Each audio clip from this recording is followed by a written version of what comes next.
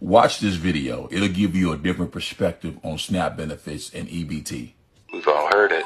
If you give people help, the lazy ones will take advantage of the system. That's a scare tactic crafted by think tanks. Because here's the truth. The greedy ones already do take advantage of the system. It's not the guy buying groceries with EBT. It's corporations on Wall Street.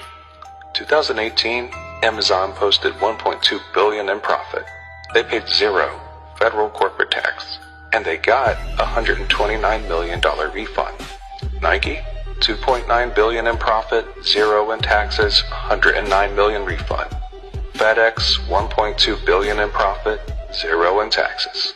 It's done with loopholes, shifting profits to tax havens like Ireland or the Cayman Islands, stock buybacks instead of increasing workers' wages, writing off private jets as business expenses, and accelerated depreciation.